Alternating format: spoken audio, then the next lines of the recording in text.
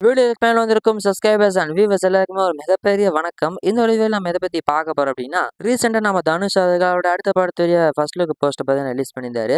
அந்த ஒரு திரைப்படத்தோட பேர் பார்த்தீங்கன்னா இளையராஜா அப்படின்னு பார்த்தீங்கன்னா வச்சிருக்காங்க. நம்ம இளையராஜா அவர்களுடைய வாழ்க்கை வரலாற்று படமாக்கப்பட்ட திரைப்படம் தான் இளையராஜா அப்படிங்கிற இந்த ஒரு திரைப்படம்.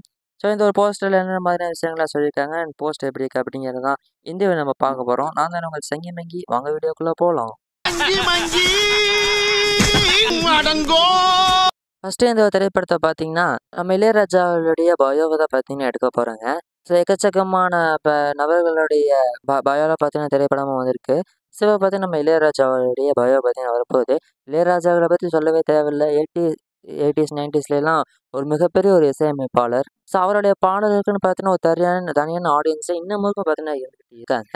ஸோ அந்த காலத்துலலாம் பார்த்தீங்கன்னா இளையராஜாவோட பாடல்கள் வந்துருச்சுனாலே அந்த ஒரு திரைப்படம் பார்த்தீங்கன்னா அவ்வளோ பெரிய ஒரு ஹிட் ஆகும். அவருடைய அந்த பாடல்களுக்காகவே நிறைய திரைப்படங்கள் பார்த்தீங்கன்னா பிளாக் பஸ்டர்னு ஆயிருக்கு. அந்த தியேட்டர் ஓனர்ஸு பார்த்தீங்கன்னா நிறைய பேர் இளையராஜாவோட பாடலுக்காகவே படத்தையும் பார்த்தீங்கன்னா வாங்குவாங்க. ஸோ அந்த அளவுக்கு ஒரு மிகப்பெரிய ஒரு இசைக்கடல். ஸோ அவருடைய பயோ இருக்கிறதுங்க பார்த்தீங்கன்னா ரொம்பவே ஒரு நல்ல விஷயம் தான். அவரோடது பார்த்தீங்கன்னா 80s 90ஸ்ல மட்டும் இல்லை, இப்போ வரைக்குமே பார்த்தீங்கன்னா ட்ரெண்டு தான்.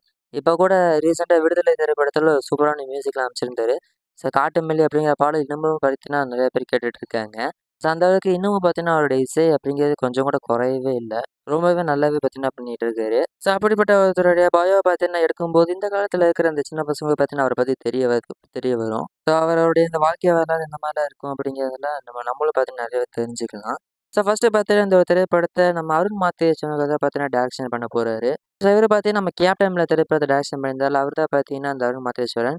ஸோ இவர் பார்த்தீங்கன்னா ரொம்ப வித்தியாசமான டைரக்டர் அப்படின்னு சொல்லிட்டு நம்ம தனுஷ் அவர்களே கேப்டன் ஆடியோ லான்ச்சில் பார்த்தீங்கன்னா சொல்லியிருந்தாரு. ஸோ அவர் பார்த்தீங்கன்னா பயோ மாதிரியான திரைப்படத்தை பயோவை பார்த்தீங்கன்னா எடுக்க போறாரு.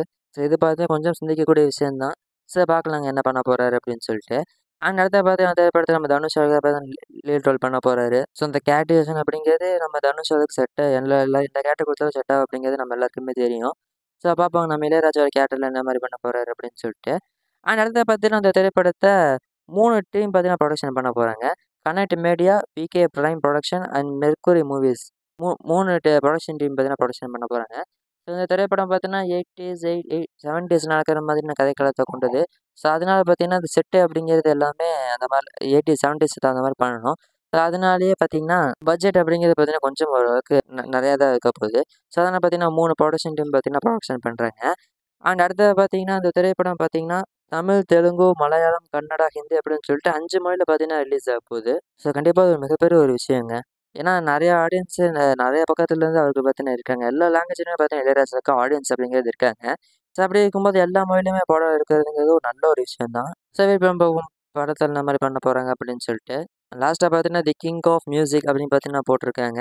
ஸோ ஸோ உண்மையான விஷயம் தி கிங் ஆஃப் மியூசிக்னா இளையராஜா மட்டும்தான். ஸோ பார்ப்பாங்க திரைப்படத்தில் என்னென்ன மாதிரி விஷயங்களை பண்ண போகிறாங்க அப்படின்னு சொல்லிட்டு. ஸோ இந்த போஸ்டர் பார்த்தீங்கன்னா நல்லாவே பார்த்தீங்கன்னா எடிட் பண்ணியிருந்தாங்க. இளையராஜா அப்படிங்கிற இந்த பேருமே பார்த்தீங்கன்னா அந்த காலத்துல இந்த பேர்லாம் படத்தில் பேரில் போடும்போது போடுவாங்கல்ல அந்த மாதிரிலாம் போட்டிருக்காங்க. இதை பார்த்து ரொம்ப நல்லா இருந்துச்சு. நீங்கள் இந்த போஸ்டரை பற்றின உங்களோட ஒப்பீனியனுங்கிறத கமெண்ட்ல கூட ஷேர் பண்ணுங்கள். அண்ட் உங்களுக்கு பிடிச்சிருந்துச்சுன்னா லைக் பண்ணுங்க, உங்கள் ஃப்ரெண்ட்ஸு பார்க்கணும் அப்படின்னு அவங்களுக்கும் ஷேர் பண்ணுங்கள். அண்ட் மறக்காம சிங்கமங்கி இறுதி சேனல் சப்ஸ்கிரைப் பண்ணி வச்சுக்கோங்க. மீண்டும் இன்னொரு சூப்பரான வீடியோ உங்களை சந்திக்கிறேன். அதுக்கும் உங்களை விடைபெறுவது உங்கள் நான்.